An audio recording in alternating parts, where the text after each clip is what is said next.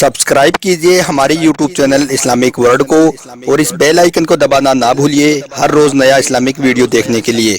शुक्रिया। दोस्तों, आज हम आपको एक मुस्लिम औरत का ऐसा वाकया बताने वाले हैं जो एक बार मदद मांगने के लिए एक हिंदू घर में चली गई, लेकिन फिर उस मुस्लिम औरत के साथ में जो कुछ हुआ जानकर आप भी हैरान रह जाओगे।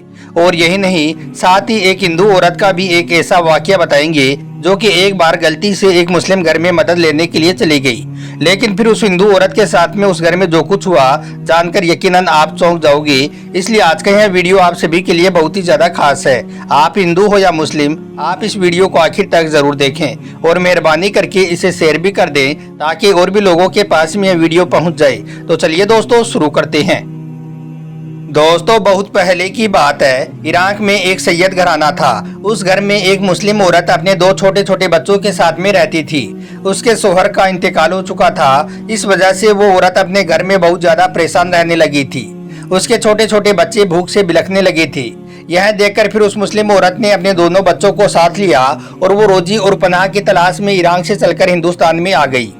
यहाँ पर आने के बाद उस मुस्लिम औरत ने किसी से पूछा कि इस शहर में ऐसा सखी इंसान कौन है जो मेरी मदद कर सके, जो मुझे अपने घर में पनाह दे सके। तो यह सुनकर उस मुस्लिम औरत को लोगों ने बताया कि इस शहर में दो ही लोग ऐसे हैं जो बहुत बड़े सखी हैं और वो ही आपकी मदद कर सकते हैं, यानी कि वो ही आपको अपने घर में पनाह दे सकते हैं। उनमें से एक तो हाकिम वक्त है जो कि एक मुसलमान है और दूसरा एक हिंदू पंडित है जो आग की पूजा करता है, यानी कि बुतों की पूजा करता है। तो यह सुनकर वो मुस्लिम औरत सोचने लगी कि हिंदू पंडित तो मुसलमान नहीं है, इसलिए वो तो मेरी मदद क्यों करेगा, यानी कि वो तो मुझे अपने घर में पनाह क्यों देगा। इसलिए मैं यहाँ के हाकिम वक्त के पास ही चली जाती हूँ, क्योंकि वो एक मुसलमान है, इसलिए वो मेरी मदद जरूर कर देगा। बस यही बात सोचकर फिर वो मुस्लिम औरत अपने बच्चों को साथ लेकर उस मुसलमान हाकिम वक्त के पास में पहुंच गई और उसके पास में जाकर कहने लगी कि मैं एक आले रसूल हूं, यानी कि मैं एक सैयदजादी हूं, मैं एक मुस्लिम हूं, मेरे शोहर का इंतकाल हो चुका है, मेरे दो छोटे छोटे बच्चे हैं जो भूख से बिलख रही हैं, इसलिए मैं बेबस और लाचार हूं और ईरान से चलकर यहाँ पर आई हूँ। अल्लाह के वास्ते आप मेरी मदद कर दें, आप मुझे पनाह दे दें। मुस्लिम औरत की इन बातों को सुनकर हाकिम वक्त ने जवाब दिया, यानी कि वो मुसलमान शख्स कहने लगा, ए औरत, तुम्हारे पास में इसका क्या सबूत है कि तुम एक मुसलमान हो, तुम एक सैयदजादी हो? तुम्हारे पास में इसकी क्या शिनाख्त है कि तुम एक आले रसूल हो? क्योंकि आजकल हर कोई यही कहता फिरता है कि मैं सैयद हूँ, मैं आले रसूल हूँ।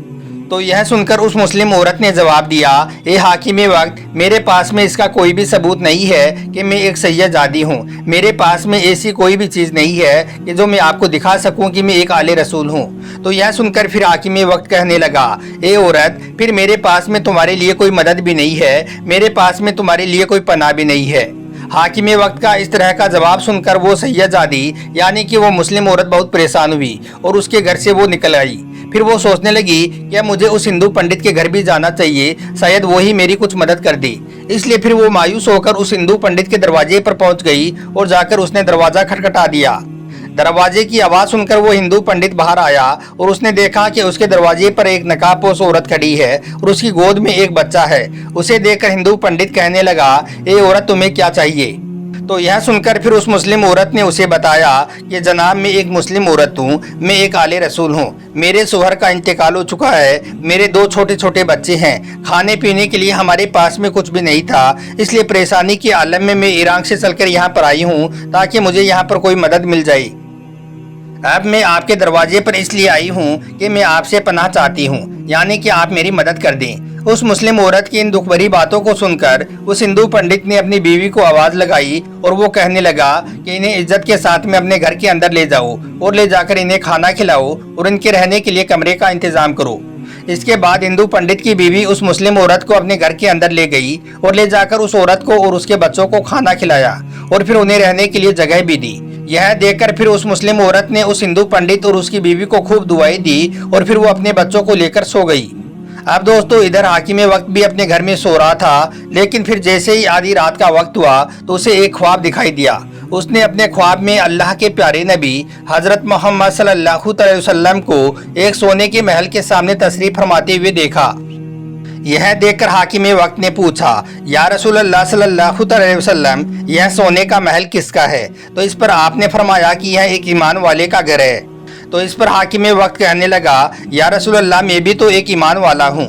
तो यह सुनकर अल्लाह के प्यारे नबी हजरत मोहम्मद सल्लल्लाहु अलैहि वसल्लम ने फरमाया, ए शख्स, तेरे पास में ईमान वाला होने का क्या सबूत है? क्या तू भूल गया कि मेरी बेटी भी तेरे दरवाजे पर आई थी अपनी मदद मांगने के लिए, तेरे पास में पनाह मांगने के लिए, मगर तुमने उससे सबूत मांगा था। तुमने उससे कहा था कि तेरे पास में क्या सबूत है कि तू एक आले रसूल है, तू एक सैयदादी है। फिर आप फरमाने लगे, ए शख्स, दूर हो जा मेरी नजरों से। यह सुनकर वो हाकिम वक्त बहुत डर गया और हड़बड़ाकर नींद से बेदार हो गया और उठकर वो बैठ गया और अपने बालों को नोचने लगा। फिर वो जल्दी से उठा और नंगे सर और नंगे पांव ही दौड़ता हुआ हिंदू पंडित के घर पहुंच गया और जाकर हिंदू पंडित के घर का दरवाजा खटखटा दिया। आवाज सुनकर हिंदू पंडित जब अपने घर के दरवाजे पर आया तो देखा कि उसके दरवाजे पर हाकिम वक्त खड़ा है। वो कहने लगा, ए पंडित, तेरे घर में जो मेहमान आया है वो मेहमान तो मुझे दे दे, उसके बदले में मैं तुझे मुंह मांगी कीमत देने को तैयार हूँ। तो यह सुनकर उस हिंदू पंडित ने कहा कि ए हाकिम वक्त, अगर तू मुझे इस दुनिया की सारी दौलत भी दे दे तब भी तुझको वो मेहमान मैं नहीं दूंगा। और हाँ, एक बात और, तुम जो यह ख्वाब देकर आए हो वो ख्वाब मैंने भी देखा है, इसलिए अब मेरा सारा खानदान कलमा पढ़ चुका है और कलमे पर ईमान ला चुका है, यानी कि अब हम सब मुसलमान बन चुके हैं। ए हाकिम वक्त, अल्लाह के प्यारे नबी हजरत मोहम्मद सल्लल्लाहु अलैहि वसल्लम ने मुझसे फरमाया है, ए हाकिम वक्त, अल्लाह के प्यारे नबी ने मुझसे फरमाया है कि ए पंडित, तुम्हारे इस अमल की वजह से तुम्हारा सारा खानदान जन्नती हो गया है। दोस्तों, अब आपको एक हिंदू औरत का वाकया बताते हैं जो एक बार गलती से एक मुस्लिम घर में मदद मांगने के लिए चली गई, लेकिन फिर आप देखें कि उस हिंदू औरत के साथ में क्या हुआ। कहा जाता है कि अहमदाबाद के किसी इलाके में एक हिंदू लड़की थी जिसका नाम सीमा था। वो हर रोज अहमदाबाद के किसी कॉलेज में अकेली पढ़ने के लिए जाया करती थी। सीमा जिस कॉलेज में पढ़ती थी उसी कॉलेज में उसका वालिद भी एक डिपार्ट का इंचार्ज था, यानी कि सीमा जिस कॉलेज में पढ़ने के लिए जाया करती थी उसी कॉलेज में उसके वालिद की भी ड्यूटी लगी हुई थी। एक दिन की बात है, सीमा अपने कॉलेज में पढ़ने के लिए गई, मगर उस दिन एक्स्ट्रा क्लास होने की वजह से सीमा को कॉलेज में ही शाम का वक्त हो गया। और फिर जब उसकी छुट्टी हुई तो उस वक्त उसने देखा कि आसमान में बादल गरज रहे थे और बिजली चमक रही थी, यानी कि सीमा जब तक अपनी कॉलेज से बाहर आई तब तक बाहर का मौसम बहुत ही ज्यादा खराब हो चुका था। यह देखकर सीमा बहुत घबरा गई और जल्दी जल्दी वो अपने घर की तरफ चलने लगी। अभी वो थोड़ी दूर चली ही थी कि इतने में ही जोरदार बारिश होना शुरू हो गई, यानी कि बहुत तेज बारिश बरसने लगी। यह देखकर हर कोई पनाह की तलाश में इधर उधर भागने लगा, क्योंकि एक तो तेज बारिश हो रही थी और दूसरी ओर बारिश की वजह से ठंड भी ज्यादा बढ़ने लगी थी और साथ ही आसमान से गिरने वाले ओले लोगों के सरों पर बरसने लगे थे।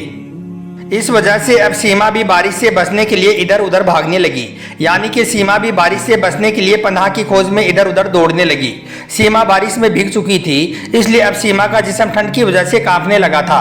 लेकिन इस भयंकर मौसम में वो यह नहीं जानती थी कि इसको पनाह कहाँ पर और किसके घर पर मिलेगी। इतने में सीमा ने देखा कि बारिश और ज्यादा तेज हो गई और साथ ही अंधेरा भी छाने लगा था, इसलिए अब सीमा भागते भागते एक दरवाजे तक पहुंची और जाकर उसने दरवाजे को खटखटा दिया। थोड़ी ही देर में उस घर से एक नौजवान लड़का बाहर निकला। उसने देखा कि उसके दरवाजे पर एक खूबसूरत लड़की खड़ी हुई है जो बारिश में पूरी तरह से भीग चुकी है और ठंड की वजह से उसका पूरा जिस्म कांप रहा है। यह देखकर वो लड़का फौरन ही सीमा को लेकर अपने घर के अंदर चला गया। फिर वो लड़का सीमा से कहने लगा, जब तक यह बारिश ना रुक जाए तब तक वो यहीं पर, यानी कि उसी के घर पर ही रुकी रही। इसके बाद लड़का और लड़की में आपस में बातें होने लगी। दोनों में बातचीत हुई तो पता चला कि वो लड़का भी उसी कॉलेज में पढ़ता है जिस कॉलेज में सीमा पढ़ रही थी। उस लड़के का नाम आसिफ है और वो एक मुसलमान है और वो इस शहर में, यानी कि अहमदाबाद में अकेला ही रहता है। यानी कि आसिफ दूसरे शहर से था और वो यहाँ पर आकर अपनी पढ़ाई को पूरी कर रहा था, इसलिए वो यहाँ पर एक किराए के मकान में रह रहा था। इसके पास यहाँ पर सिर्फ एक कमरा, बरामदा और बाथरूम ही उसका पूरा घर था। फिर थोड़ी देर बातचीत करने के बाद आसिफ ने सीमा को अपने कमरे में आराम करने को कहा। उसने देखा कि सीमा का जिस्म अभी भी ठंड की वजह से कांप रहा था, इसलिए फिर आसिफ ने एक हीटर लाकर सीमा के पास में रख दिया और फिर कहा कि जब कमरा गर्म हो जाएगा तो फिर वो इस हीटर को उठाकर कमरे से बाहर रख देगा। इतना कहकर फिर आसिफ कमरे से बाहर आ गया और आकर वो बरामदे में बैठ गया। इसके बाद थोड़ी देर तक तो सीमा बिस्तर पर बैठी कांपती रही, मगर फिर जब कमरा थोड़ा गर्म हुआ तो फिर सीमा थकान की वजह से बिस्तर पर लेट गई और लेटते ही उसकी आंखें लग गई, यानी कि वो सो गई, उसको नींद आ गई। फिर थोड़ी देर के बाद में आसिफ ने सोचा कि शायद कमरा गर्म हो चुका होगा, इसलिए अब वो उस हीटर को उठाकर कमरे से बाहर ले आई और लाकर बाहर रख दी। बस यही सोचकर फिर आसिफ उस कमरे के अंदर चला गया जिसमें सीमा सो रही थी। आसिफ जैसे हीटर लाने के लिए कमरे में दाखिल हुआ तो उसने देखा कि वो लड़की गहरी नींद में सो रही है। सीमा सोती हुई आसिफ को बहुत ज्यादा सुंदर लगी, बहुत खूबसूरत लगी। उसको ऐसा लगा जैसे कोई जन्नत से परी आकर उसके घर में सो रही है। यह देखकर फिर आसिफ ने जल्दी से वो हीटर उठाया और फिर फौरन ही वो उस कमरे से बाहर निकल आया और बाहर आकर वो बरामदे में बैठ गया। मगर अब आसिफ को शैतान गुमराह करने लगा था, यानी कि अब शैतान आसिफ को बहकाने लगा था। और यही नहीं, अब शैतान आसिफ के दिमाग में उस खूबसूरत लड़की का अक्स बनाकर दिखाने लगा था। अब इधर थोड़ी देर के बाद सीमा की आंखें खुल गई, यानी कि वो नींद से जाग गई। जब उसने अपने आप को एक बिस्तर पर लेटे हुए पाया तो वो बहुत ज्यादा घबरा गई और हड़बड़ाकर उठ बैठी और फिर वो खौफ के आलम में कमरे से बाहर निकलकर दौड़ने लगी। मगर जब वो कमरे से बाहर निकली तो उसने देखा कि वो लड़का बाहर बरामदे में बेहोशी के आलम में पड़ा हुआ है। यह देखकर सीमा और भी ज्यादा घबरा गई और डर के मारे अपने घर की तरफ दौड़ने लगी। फिर सीमा अपने घर जाकर अपने बाप की गोद में अपना सर रख दिया और वो रोने लगी और फिर उनको सब कुछ सच सच बता दिया। यानी कि सीमा ने अपने बाप को पूरा वाकया सच सच बता दिया कि किस तरह से वो बारिश में फंस गई थी और फिर किस तरह से वो बारिश से बचने के लिए एक मुस्लिम लड़के के दरवाजे पर पहुंच गई और फिर उसके साथ में जो हुआ सब कुछ उसने अपने बाप को बता दिया। और फिर सीमा कसम खाकर अपने बाप से कहने लगी कि अब्बा, मैं नहीं जानती कि उस मुस्लिम लड़के ने मेरे साथ में क्या किया है, क्योंकि मैं तो गहरी नींद में चली गई थी। फिर मेरे साथ में क्या क्या हुआ मैं नहीं जानती। मेरी तो जब आंख खुली तो मैंने तो अपने आप को एक बिस्तर पर लेटा हुआ पाया। यह देखकर मैं हड़बड़ाकर उठ गई और फिर घर की तरफ भागने लगी। जब मैं कमरे से बाहर निकली तो मैंने देखा कि बाहर बरामदे में वो लड़का बेहोशी की हालत में पड़ा हुआ था। इतना कहकर फिर सीमा फूट फूट कर रोने लगी। यह सुनकर सीमा का बाप गुस्से में लाल हो गया और फिर वो फौरन ही उस घर की तरफ चल पड़ा जिस घर में सीमा रात को रुकी थी। मगर फिर जब सीमा का बाप उस लड़के के दरवाजे पर पहुंचा तो उसने देखा कि उस घर के तो ताला लगा हुआ है। यह देखकर सीमा का बाप और भी ज्यादा घबरा गया और फिर उस लड़के की तलाश करने लगा। इसके बाद सीमा का बाप सीधा अपने कॉलेज में गया और जाकर उसने सारे एब्सेंट लड़कों की लिस्ट निकाल ली और देखने लगा कि कल कौन कौन लड़का एब्सेंट था, यानी कि कल कौन कौन गैर हाजिर था। मतलब कि सीमा के बाप ने उन सारे लड़कों के नाम निकाल लिए जो कल कॉलेज में नहीं आए थे। लिस्ट को देखकर उनको मालूम चला कि कॉलेज का एक लड़का तो अहमदाबाद से बाहर गया हुआ है और एक लड़का है जो इस वक्त एक हॉस्पिटल में एडमिट है, यानी कि भर्ती है। इसके बाद सीमा का बाप वो लिस्ट लेकर सीधा उस हॉस्पिटल में पहुंचा जिसमें वो लड़का एडमिट था। सीमा का बाप उस वक्त बहुत गुस्से में था और वो उस लड़के से बदला लेना चाह रहा था, इसलिए फिर वो जल्दी जल्दी हॉस्पिटल में पहुंचा और जाकर उस लड़के के बारे में पता करने लगा। अस्पताल में काफी पूछताछ के बाद सीमा का बाप उस कमरे तक पहुंचा जहां पर वो लड़का सो रहा था। उसको देखकर सीमा का बाप हैरान रह गया क्योंकि उसने देखा कि उस लड़के के दोनों हाथों पर तो पट्टियां बंधी हुई हैं। फिर सीमा के बाप ने डॉक्टरों से इस मरीज के बारे में मालूम किया तो डॉक्टरों ने बताया कि यह लड़का तो कल रात को हमारे पास में लाया गया था। यह उस वक्त बेहोशी की हालत में था और इसके दोनों हाथ की अंगुलियां जली हुई थी। डॉक्टरों की यह बात सुनकर सीमा के बाप को यकीन हो गया था कि कल वाला लड़का यही है। इसलिए फिर सीमा के बाप ने उस लड़के से पूछा, ए लड़के, तुम सच सच बताओ कि कल तुमने मेरी बेटी के साथ में क्या किया था और तुम्हारी यह हालत कैसी हुई है। यह सुनकर आसिफ ने पहले तो कुछ भी नहीं बताया, मगर फिर जब वो बार बार उसको पूछने लगा तो फिर आसिफ ने उन्हें बताया कि कल रात को बहुत तेज बारिश हो रही थी। उस बारिश में भीगती हुई एक लड़की उसके दरवाजे तक आई जो बहुत ही ज्यादा खूबसूरत थी। वो उस बारिश में पूरी तरह से भीग चुकी थी, इसलिए वो पनाह लेने के लिए मेरे दरवाजे तक आई थी। मैंने देखा कि उस वक्त वो लड़की ठंड से कांप रही थी, इसलिए फिर मैंने फौरन ही उसको ले जाकर अपने कमरे में बिठा दिया और यही नहीं, एक हीटर भी उसके पास में लाकर रख दिया।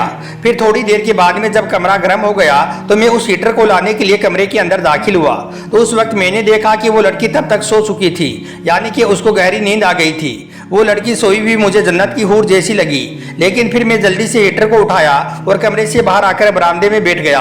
लेकिन अब शैतान मुझे बहकाने लगा था, जिसकी वजह से अब मेरे दिमाग में गंदे गंदे ख्याल आने लगे थे। मेरी नफसानी ख्वाहिशात उभरने लगी थी, मैं बेचैन होने लगा था।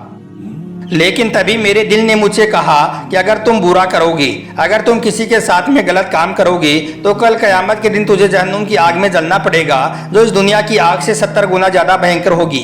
इसलिए पहले तुम इस दुनिया की आग का मजा चख लो। इसलिए फिर मैंने अपने दिल की बात को मानते हुए अपनी अंगुलियों को आग के हवाले कर दिया और अपने जिस्म को आग का मजा चखाने लगा और अपनी नफ्स से कहने लगा कि अगर तुझमें इस आग की तपिश को बर्दाश्त करने की ताकत है तो फिर तुम यह गुनाह कर लो। इस वजह से फिर जब भी मेरे दिमाग में गंदे गंदे ख्याल आई तो मैंने अपनी अंगुलियों को आग के हवाले कर दिया और अपनी नफ्स को आग का मजा चखाने लगा। आग की तपिश देखकर मेरी नफ्स गलत काम करने से रुक गई, लेकिन आखिरकार मैं बेहोश हो गया। इसके बाद मुझे नहीं पता कि वो लड़की कब उठी और कब अपने घर को गई और मैं इस हॉस्पिटल में कैसे पहुंचा। आसिफ की यह बात सुनकर सीमा का बाप बहुत हैरान हुआ और फिर जोर जोर से चिल्लाकर कहने लगा कि मैंने आज तक अपनी जिंदगी में इस लड़के जैसा नेक और भला आदमी नहीं देखा है। मैं अपनी इस लड़की के लिए ऐसे ही लड़के की तलाश कर रहा था। आज मेरी यह तलाश पूरी हो गई है। अब मैं अपनी इस लड़की की शादी इस लड़के के साथ में करना चाहता हूँ। दोस्तों, इसके थोड़े दिनों के बाद ही आसिफ और सीमा का निकाह हो गया, यानी कि दोनों की शादी हो गई और आज यह दोनों खुशी खुशी के साथ अपनी जिंदगी को गुजार रही हैं। याद रखें, अल्लाह से डरने वाले मर्द और औरतें अल्लाह ताला को बहुत ही ज्यादा पसंद है। यानी कि ऐसा कोई गलत काम जिसको करने का हमारा दिल बहुत चाह रहा है, मगर उस वक्त अगर हमारे दिल में अल्लाह का खौफ आ जाए और हम सोचने लग जाए कि अगर मैंने यह गलत काम किया तो अल्लाह के यहाँ पर मेरी सख्त पकड़ होगी, अल्लाह के यहाँ पर मुझे सख्त सजा मिलेगी, उस डर की वजह से अगर हमारे दिल में इतना खौफ आ जाए कि हम उस गलत काम को करने से रुक जाएं, तो याद रखिए अल्लाह ताला को ऐसे लोग बहुत ही ज़्यादा पसंद है। दोस्तों, इसी को कहते हैं तकवे की ज़िंदगी। इसी तरह से हर इंसान को लज्जतों और ख्वाहिशों से अपने आप को बचाना चाहिए, मगर आजकल तो लोग गुनाह को और गलत काम को करने के मौके तलाशते रहते हैं। आजकल तो लोगों की ये चाहत होती है कि अगर हमें कोई गलत काम करने का मौका मिल जाए तो हमें मज़ा आ जाए। इसी मज़े के चक्कर में आज लोग बर्बाद होते जा रहे हैं। अल्लाह से दुआ है कि अल्लाह पाक हम सबको भी नेक बनाई और गलत और बुरे कामों को करने से हम सबको महफूज रखे। आमीन, अल्लाहुम्मा आमीन। एक बार आप भी कमेंट बॉक्स में आमीन ज़रूर लिख दें।